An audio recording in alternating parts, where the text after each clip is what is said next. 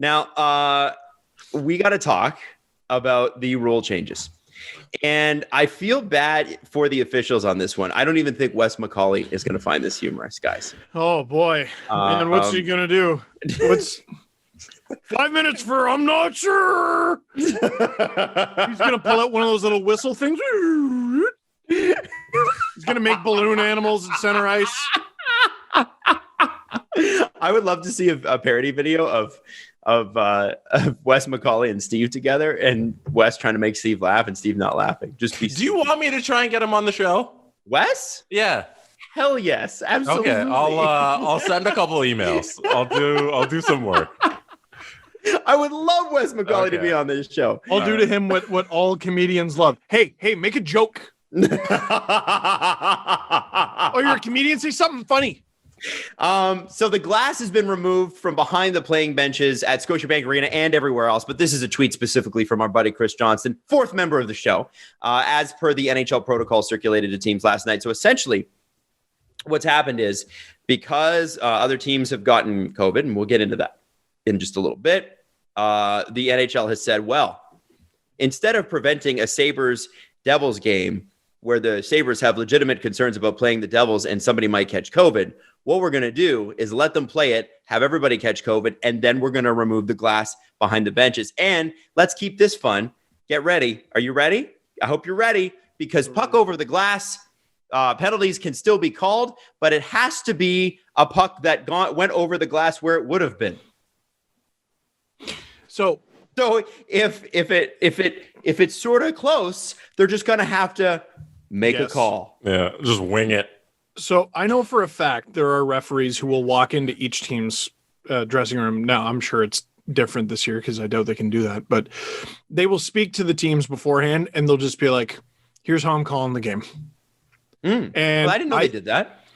I think it's more of a playoff thing, but it has happened. I do know that. That's good. I like that. I would love for whoever's reffing the game on any given night, listen, I am not calling this.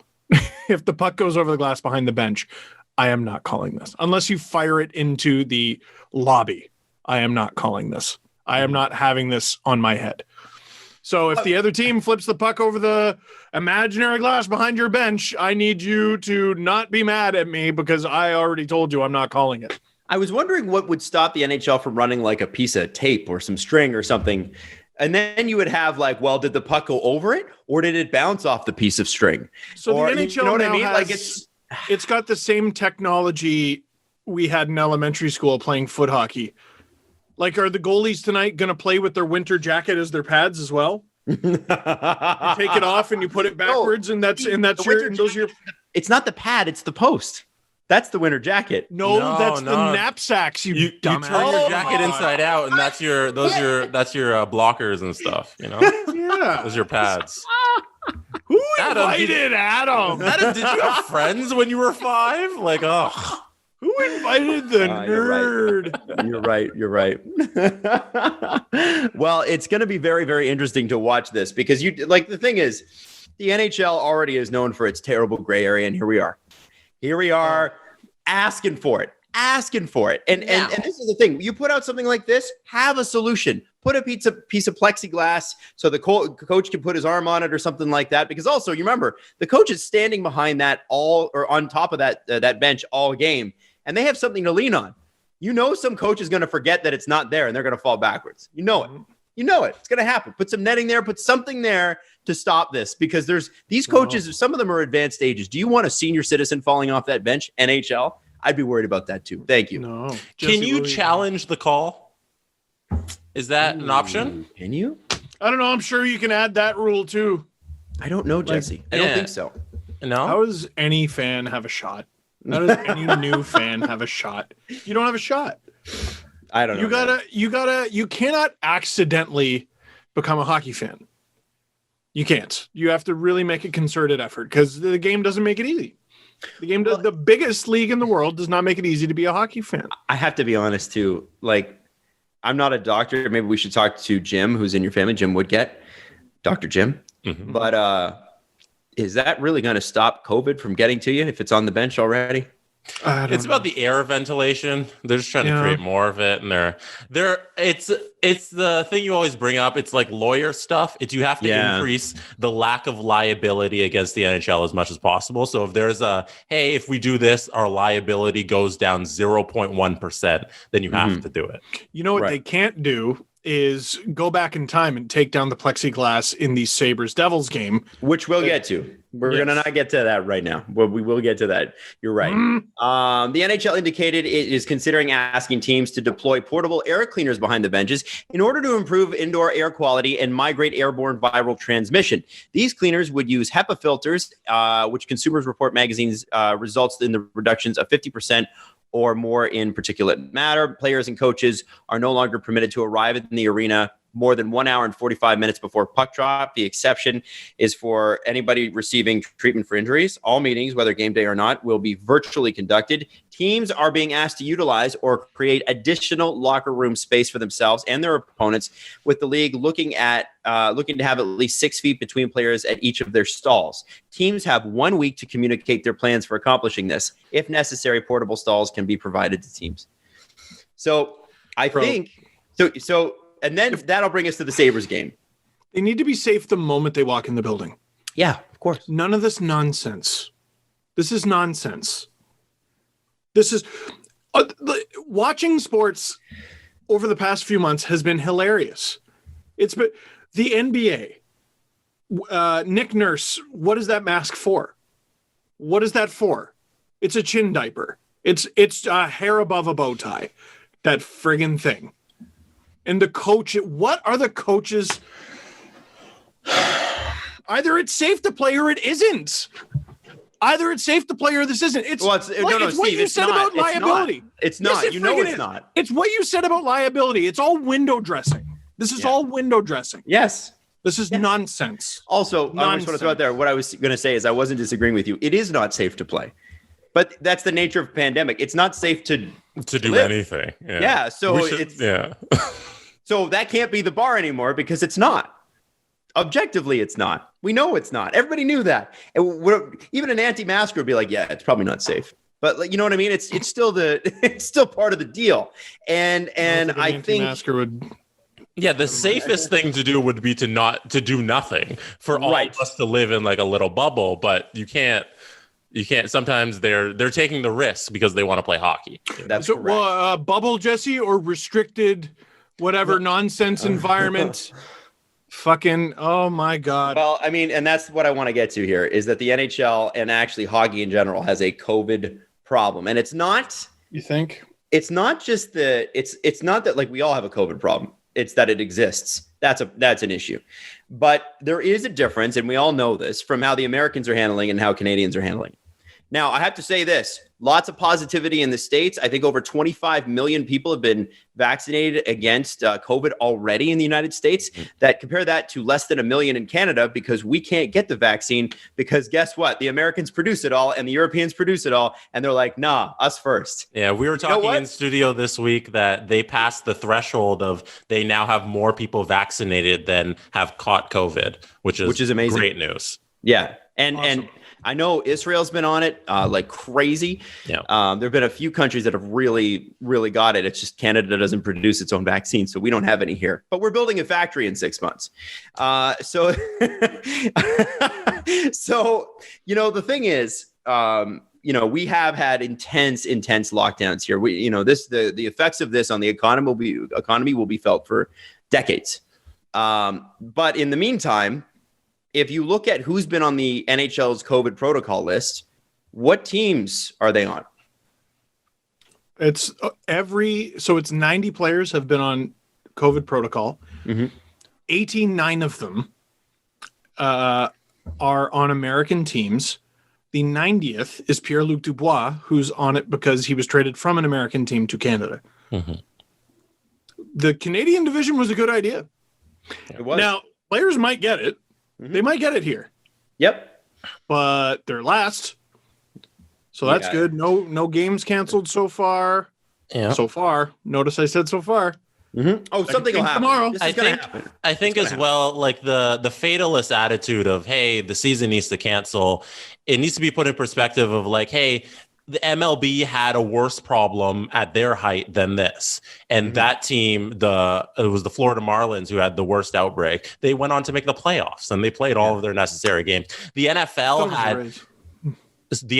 sorry, it might have been the wrong team, but whatever. The NFL had terrible problems where Pittsburgh played a whole bunch of games in a row because Baltimore kept getting COVID outbreaks, and Denver had to play a game with no quarterback. Like it's happened in all these leagues, and we're seeing the NHL now go through it, and they're going to work through it, and they're going to find a way to get a solution so the season's going to get completed.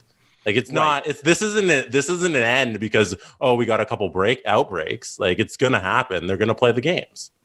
But this Buffalo, New Jersey situation does seem to be an abject failure. So let me read that. Can I read that to you? Yes. So I can context that for people. So this comes from Paul Hamilton, who's the Sabres reporter for WGR 550 AM in Buffalo.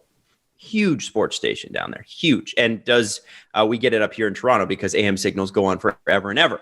Paul says the Sabres believe playing New Jersey led them to shut down their season. And I don't mean like cancel the season. The wording on that's a little bit weird.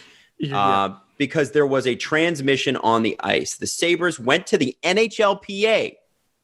I didn't say the NHL, I said the NHLPA. Before Sunday's games with their concern. And I guess I don't know what they would have known. I don't know how they would have known something about the Devils, but they went to the NHLPA and they said, we don't want to play. Nothing was done. And that is where we run into issues. And that is why the overcorrection of removing the glass behind the boards, behind the coaches, is happening today. It's an overcorrection. And this is why, because they didn't act on it when they should have. And it has directly to do with this statement from the Buffalo Sabres 3 hours ago, which is Sabres head coach Ralph Krueger has tested positive for COVID-19 and will immediately enter the NHL's COVID protocol. Retweeted by our friend Arpan Basu, the NHL really needs to figure out what happened in that Devils Sabres game, and they need to do it fast. Now, you know that the NHL, when they issued these decrees, knew that Ralph Krueger had, I'm going to say, it's my opinion that, I can't prove it, but the NHL knew Ralph Krueger had tested positive for COVID. That's why the glass was removed behind the benches. You know that. It has to be. And it's the idea that, they're doing something. We don't know what to do, so we're going to do something. What they should have done is stop the game and said, what are your concerns? Maybe we take a pause on this. What's 24 more hours? It's not like Minnesota's not playing for another 5 days. Who cares? I'm sure we can postpone this and figure it out. Right? How many Sabres entered protocol yesterday? It was quite a few. I don't remember. And there's the entire Devils roster is on it. Yeah, well, it's the whole team now because their games are postponed. Yeah, I think there's a couple asterisks on there. Like Connor Carrick is on protocol, and I think it's just because he's with his wife and brand new child. Yeah. So congratulations, by the way, Mr. Carrick. Congratulations, Mr. Carrick. New Jersey added 3 players, bringing its total 17. Minnesota, which already had Foligno on the list, added the best of their good players: Nick Bukestad, Nick Bonino, Joel Eriksson, Ek, Marcus Johansson, and Jared Spurgeon. That is literally the best players on Minnesota. And then Buffalo already had Taylor Hall and Rasmus Ristolainen on that list, added Brandon Montour, Tobias Reeder, who still, people in Edmonton are still mad at for making them miss the playoffs. Tyson Yost of the Avalanche and John Marino from the Penguins were also added. But, and then add Ralph Krueger to that on top of it. It's not. You know what? There's so much runway for them to make these games up. Yeah, this is going to become a problem in March. Because if this keeps happening, and there's no reason to think it won't, if this keeps happening, when are they going to make these games up? There are going to be situations in the standings that are going to have to be prorated.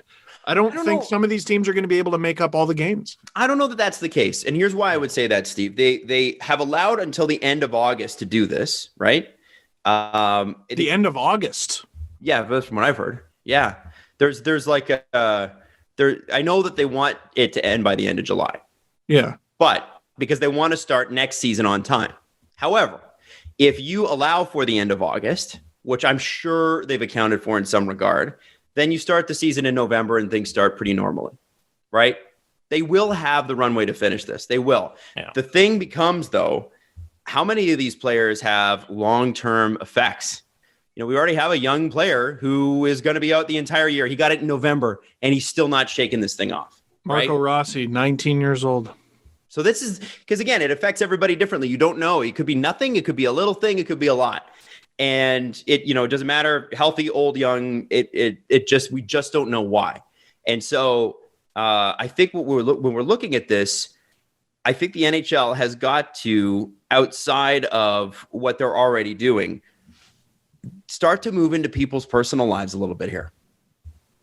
And what I mean by that is when we talk about not a bubble, but like, guys, you're rich enough that you can have your groceries delivered. You don't need to go over to people's houses, stuff like that. You don't need to be out partying. I think the NBA's got rules like that. I'm not sure what the NHL rules on players would be, but I know, like, remember Kyrie was in trouble for going to a party with all of his cousins in the NBA. I mean, I don't know if those rules exist in the NHL. And frankly, and they just announced an all-star game in the building where a woman just ran onto the court to yell at LeBron James. Well, I don't. It's going good. A maskless woman went on the court to yell at LeBron James. It's good. It's good. Well, the NHL's not. The NHL's not going to do an All-Star game this year. I don't think. No. It seems. I think not. No. Well, and also it doesn't add too much. Like the NBA All-Star game is a spectacle.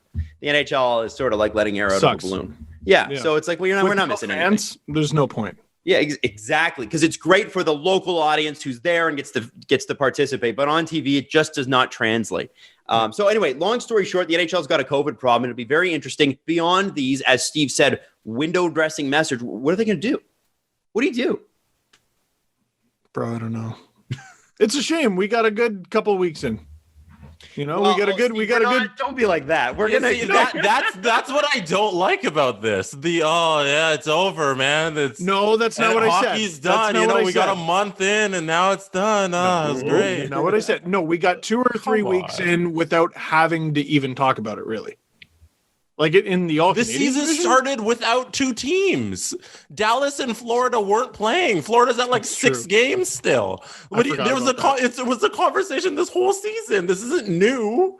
Mm-hmm. Yeah, but I'm not going to been around since last March. Attention outside of the Canadian division. Yeah, it's just now we're talking about. Dang it. Mm-hmm. Yeah. It's just I don't know. The most important thing is I hope the Sabres and Devils are both okay. The Wild, Ralph Kruger specifically with the Sabres. And listen, it's one thing if you catch it in the wild, if you will, but the Sabres are, by the sounds of it, they are under the impression that they got COVID on the ice, which cannot happen. It cannot happen again. Right. So this needs to be I'm sure they have more information than we do, but this needs to be a huge learning experience for the NHL that they take with them for the rest of the season, because this cannot happen again. Right. And where I know it's fun to take shots at the NHL, and I'm one of the people that takes a lot of shots at the NHL. Where the hell was the PA on this one? Mm-hmm. Great question. What was presented to you that wasn't compelling enough to raise a red flag, NHL PA? What's it going to take, guys? Like a learning experience for them too. You're right. Yeah. In fact, if they were presented with the evidence and then things have happened, the PA's got to bear some responsibility on this one. And so the NHL's, frankly, cleaning up after the PA not doing its job. That's how it looks. Right. And maybe the PA needs to make a statement. We fucked up. Yeah. We weren't protecting our players. They won't, but they should, because they weren't. The PA is the one who should be asking why the Canadian division has 0 cases and all the American teams have these cases. Mm-hmm. Like, why are these players being able to protect themselves and the ones down south aren't? Right. Like, and why aren't there rules similar to that? To be fair to the NHL teams, there are 3/4 of all NHL teams are in the States. Mm-hmm. However, a 90-0 ratio is not a 4-1 ratio. It's not proportionate. That's the question, Right. Yeah. Right. So I would expect there to be more COVID cases in the States. I would expect that, but not 100% and 0%. I would expect it more to be like 75-25. So anyway, long story short, there's a problem. And there's no really you can't resolve this story here on this show. We don't know. I do think that the PA is skating on this one, and they shouldn't. They absolutely need to come out with a statement. What part did they play in this or refuse to play? And also, I mean, frankly, we saw what happened with the NWHL. Their season, they're saying, is suspended. I mean, they called it a bubble. It clearly wasn't. Well, they called it a bubble until it wasn't anymore, and then they changed the name of it. They changed the name, didn't tell anyone they changed the name. And so, this is one of those things where, you don't take this stuff seriously, you lose the season. And I doubt they are, but I hope the NHL players are looking at the NWHL players going, they just lost the season. Not hard to do. An entire team's pulling out. I knew something was up when the New York team pulls out. When you lose New York in any sports league in North America, it's a bad sign. That's a big market. You need that market in there. Well, they lost 2 of 6 teams before calling it quits. Yeah, anyway.